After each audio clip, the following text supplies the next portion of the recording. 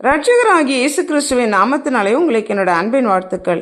இன்றைய நாள் தியானத்துக்காக தேர்ந்து கொள்ளப்பட்ட வேத வசனம் சங்கீதங்களின் புஸ்தகம் 130வது சங்கீதம் 5வது வசனம். கர்த்தருக்கு காத்திருக்கிறேன், என் ஆத்துமா காத்திருக்கிறது, அவருடைய வார்த்தையை நம்பி இருக்கிறேன். கர்த்தருடைய வார்த்தையை நம்பி கர்த்தருக்காக தாம் காத்திருப்பதாக இங்கு சங்கீதக்காரன் பாடுகிறான். நாம் ஒவ்வொருவரும் ஒவ்வொரு நாளும் காத்திருக்கக்கூடிய கட்டாயமான சூழ்நிலைகள் உண்டு.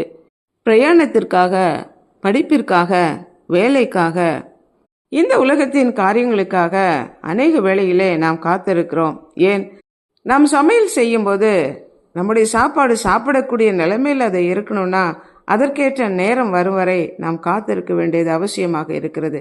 அதே போல நம்முடைய வாழ்க்கையில சில ஆசீர்வாதங்களுக்காக நாம் காத்திருக்கிறோம்.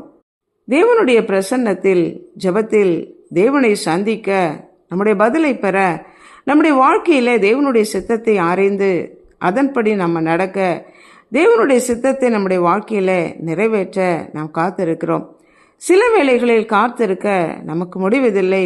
நாம் காத்திருக்கும் வேளையில நம்முடைய மனம் பல மைல் தூரத்துக்கு முன்பாக பயணித்து சென்று விடுகிறது. நாம் கர்த்தருடைய சமூகத்திலே காத்திருக்கும் போது தேவன் நமக்கு வாக்குறுதிகளை கொடுக்கிறார். அந்த வாக்கு தத்துவம் நிறைவேற நாம் காத்திருக்க வேண்டியது அவசியமாக இருக்கிறது. கர்த்தருடைய வாக்கை நம்பி அவருக்கு காத்திருக்கிற அனைவரும் பாக்கியவான்கள். அவர்கள் இந்த பூமியை சுதந்திரித்துக் கொள்வார்கள். ஏசாயா தீர்க்கதரிசன புஸ்தகத்துல, நான் கர்த்தர், எனக்கு காத்திருக்கிறவர்கள் வெட்கப்படுவதில்லை என்பதை நீ அறிந்து கொள்வாய் என்று ஆண்டவர் சொல்கிறார். கர்த்தருக்கு காத்திருக்கிறவர்கள் புதுபலனை அடைந்து கழுகுகளைப் போல செட்டைகளை அடித்து எழும்புவார்கள். அவர்கள் ஓடினாலும் இளைப்படையார்கள், நடந்தாலும் சோர்ந்து போகார்கள் என்று ஆண்டவர் சொல்கிறார். ஓடினாலும் இளைப்படையாத, நடந்தாலும் சோர்ந்து போகாத புதிய பலத்தினாலே நம்மை இடை கட்டுகிற தேவன் அவர்.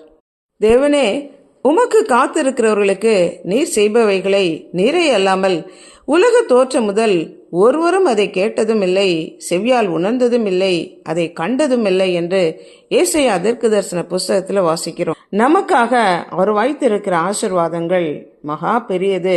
அது மனிதர்களாலே உணர்ந்து கொள்ள முடியாது. நமக்கென்று கர்த்தர் குறித்திருக்கிற அந்த நாளிலே நமக்கு ஆசீர்வாதங்களை கொடுக்க கர்த்தர் காத்திருக்கிறார். குறித்த காலத்திற்கு என்று வைக்கப்பட்ட அந்த தரிசனம் அது நிச்சயமாக நிறைவேறும். அது தாமதிக்காது. அது தாமதித்தாலும் அதற்கு காத்திரு என்று ஆபகுக் தீர்க்க தரிசன புஸ்தகத்துல வாசிக்கிறோம்.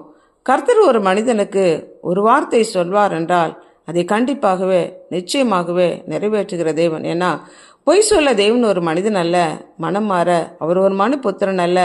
சொல்லியும் செய்யாது இருப்பேனோ, வசனத்தையும் நிறைவேற்றாது இருப்பேனோ என்று ஆண்டவர் சொல்கிறார். அவருடைய வார்த்தைக்கு நாம் காத்திருக்க வேண்டியது அவசியம். ஜெபிப்போம்.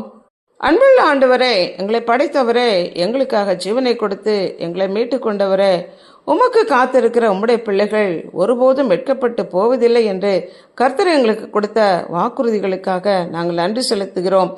எங்களுக்கு கர்த்தர் மனது இறங்கி எங்களுக்கான வாக்கு தத்தங்களை எல்லாம் நிறைவேற்றுகிற தயவிற்காக நாங்கள் நன்றி செலுத்துகிறோம்.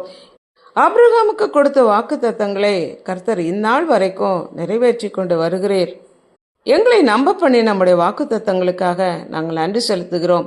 உண்மையே நாங்கள் நம்பி இருக்கிறோம். நாங்கள் ஒருபோதும் வெட்கப்பட்டு போகாதபடி செய்கிற தயவிற்காக நன்றி செலுத்தி உம்முடைய கரங்களுக்குள்ளாக எங்களை அர்ப்பணித்து ஜெபிக்கிறோம்.